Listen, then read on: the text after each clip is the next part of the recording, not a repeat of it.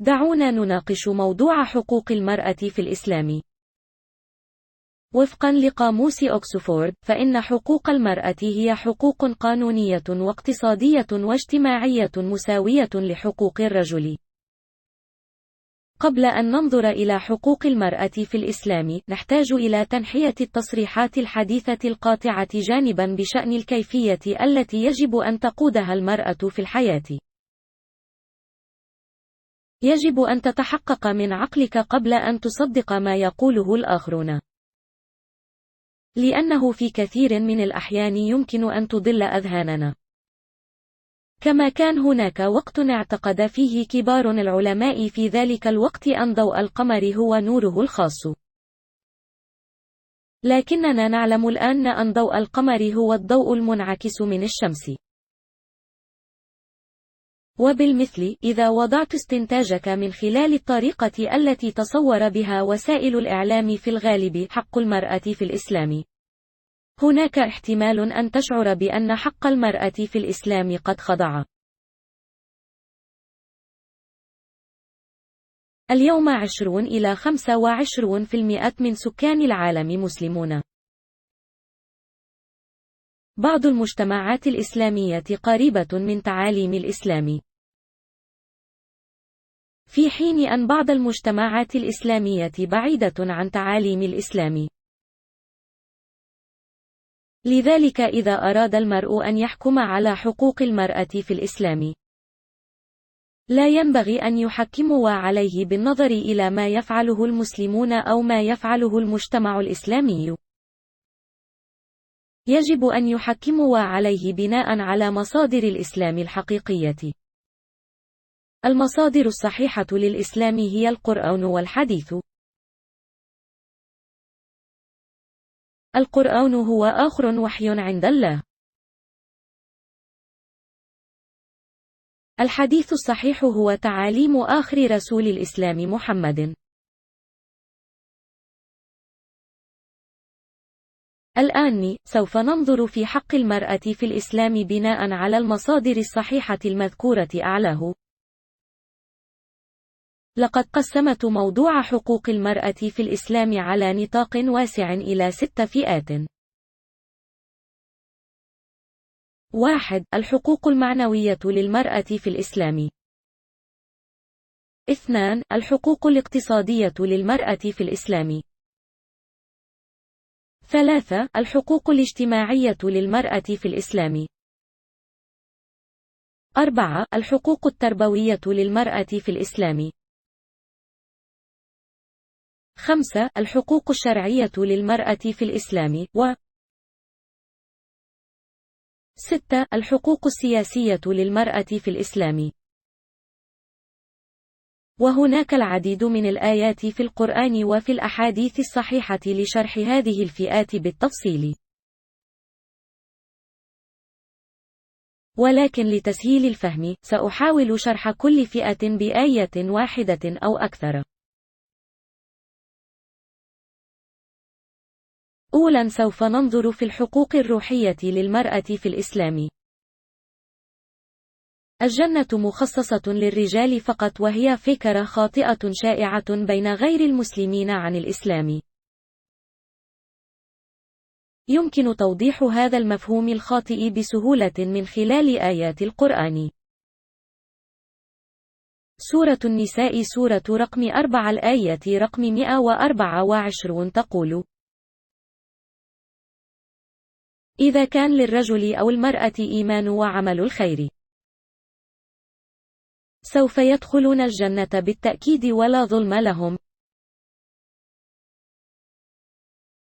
من خلال قراءة الآية أعلاه، نعلم أن الواجبات الروحية للرجال والنساء في الإسلام واحدة.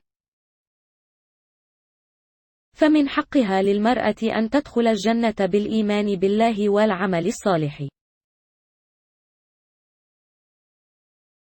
دعونا نلقي نظرة الآن على الحقوق الاقتصادية للمرأة في الإسلام. في الإسلام المرأة آمنة مادياً. قبل زواجها من مسؤولية الأب وشقيقها الاعتناء بها. بعد زواجها من مسؤولية زوجها وابنها الاعتناء بها. في سورة النساء سورة رقم 4 الآية 34 مذكورة: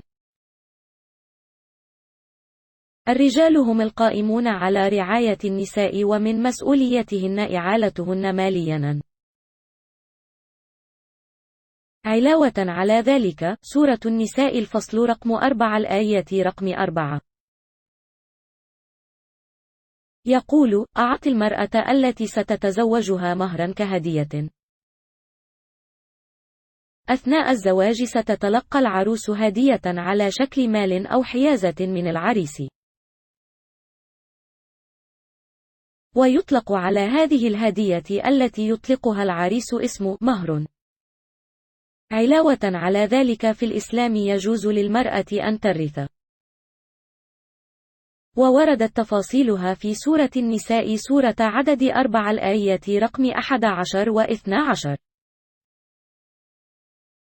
ولا تحتاج المرأة إلى إنفاق نصيبها من الثروة الموروثة أو الأموال التي تكسبها على الأسرة، لأن من مسؤولية الرجال العناية بهم ماليا. ومن ثم، فإن المرأة في الإسلام آمنة ماليا. هناك أيضا قواعد معينة يجب على المرأة اتباعها إذا أرادت كسب المال من خلال العمل، لكن هذا موضوع مختلف. لذا فمن حقها كامرأة أن تحصل على مساعدة مالية من الرجل.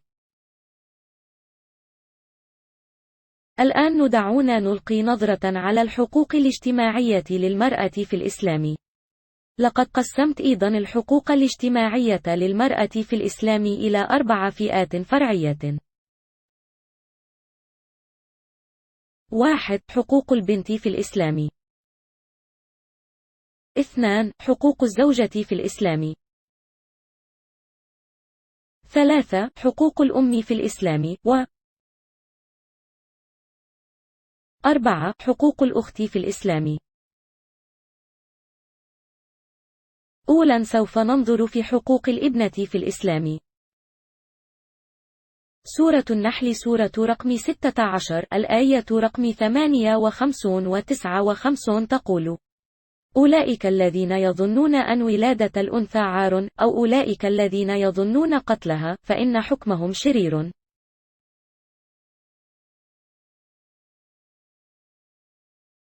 وفي حديث صحيح في سنن ابن ماجه رقم 3670: هناك قال النبي محمد: من ربى ابنتين بالحب والحنان يدخل الجنة.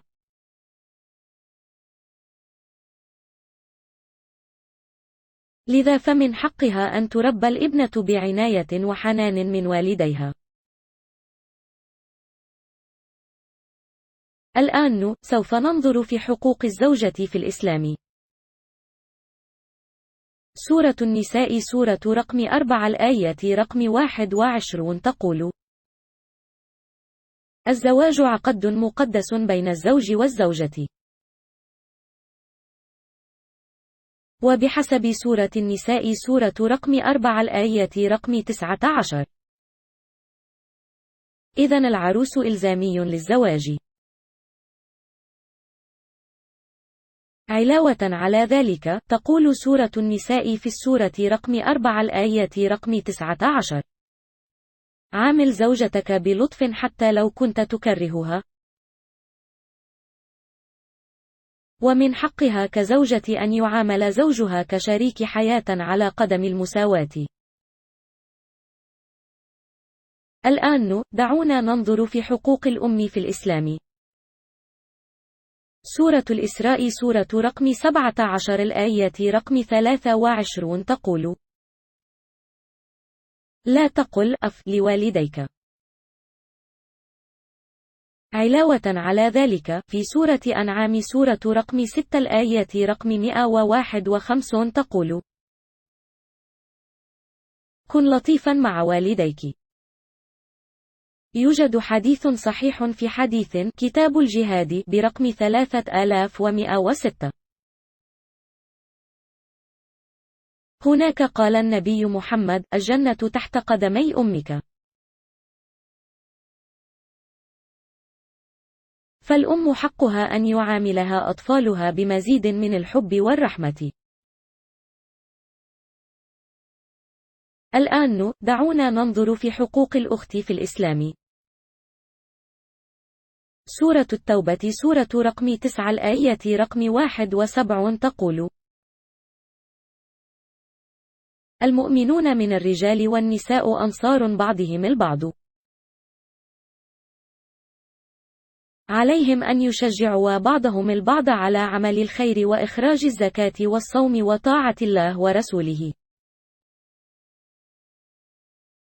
وعليهم أيضا أن يشجعوا بعضهم البعض على تحريم الشر.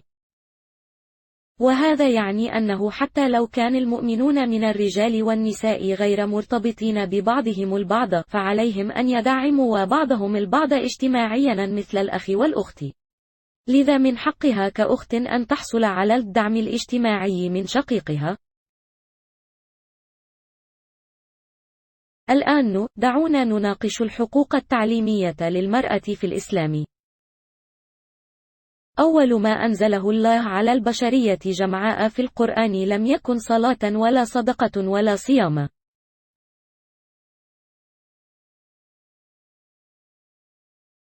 لكنها كانت تدور حول اقرأ. اقرأ يعني القراءة والإعلان والتكرار.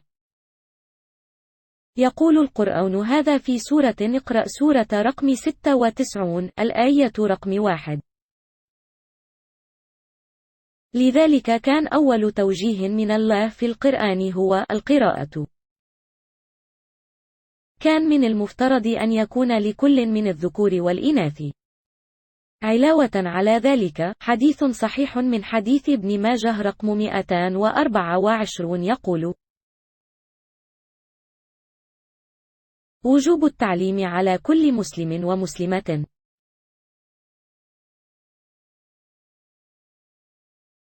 وإذا قرأنا صحيح البخاري، علمنا أن النبي محمد خصص وقتا خاصا لتعليم النساء فقط.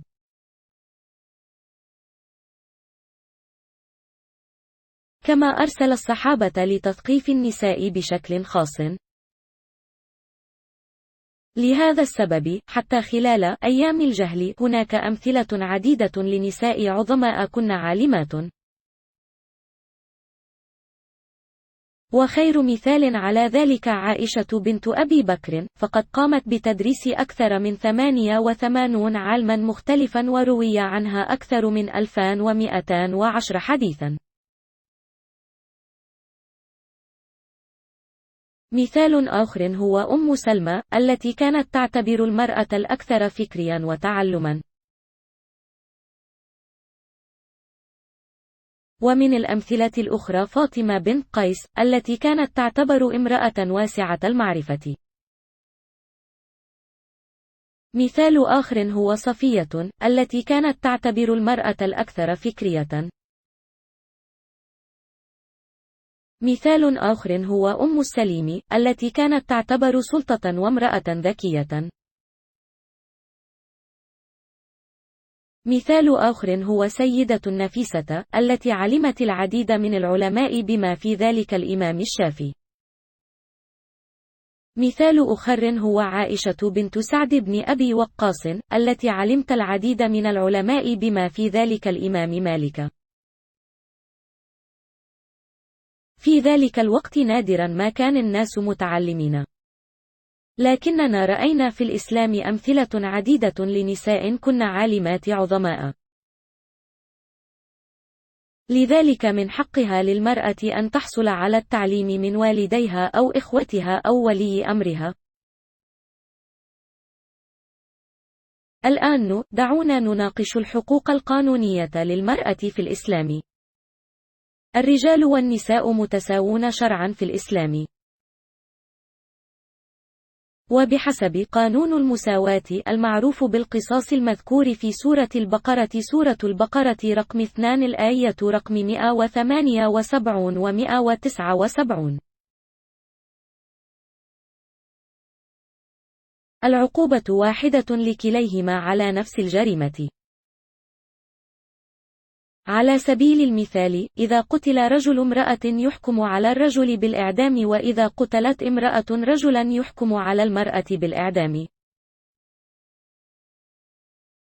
علاوة على ذلك، سورة المائدة سورة رقم 5 الآية رقم 38 يوما: إذا ثبتت إدانة السارق سواء كان رجلا أو امرأة فيجب قطع يده. علاوة على ذلك، تقول سورة نور الفصل رقم 24 الآية رقم 2: إذا ثبت أن الزاني مذنب سواء كان رجلا أو امرأة فيجب أن يتلقى 100 صوت كعقوبة.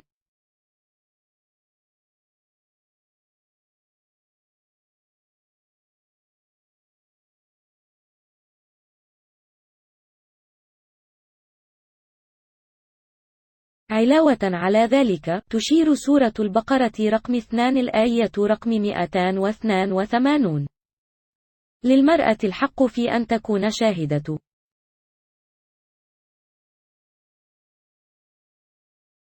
علاوة على ذلك، تقول سورة نور الفصل رقم 24 الآية رقم 4: من ادعى على عفة المرأة وحشمة ولم يحضر 4 شهود عاقبتهم 80 صوتا.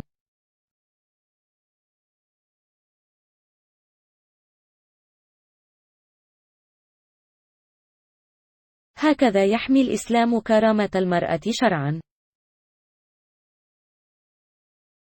لذلك، من حقها أن تحظى بالكرامة وأن تعامل القانون على قدم المساواة مع الرجل. الآن دعونا نناقش الحقوق السياسية للمرأة في الإسلام. لشرح السلطة السياسية للمرأة في الإسلام، سأروي حادثة حدثت في عهد نظام عمر الذي كان الخلافة الثانية للإسلام.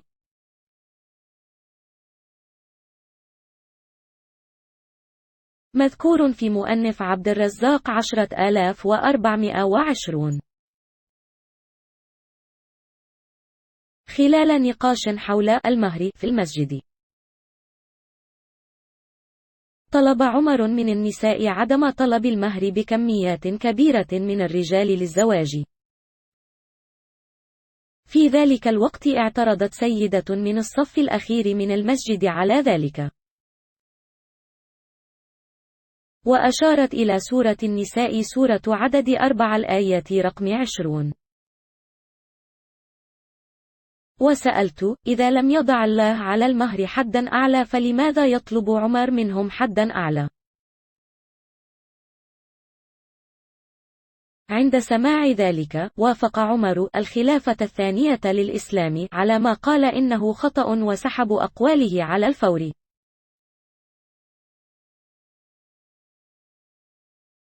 من المثال أعلاه يمكننا أن نرى أن امرأة عادية من الصف الأخير من المسجد اعترضت على انتهاك الدستور وتم الاعتراف بذلك على الفور.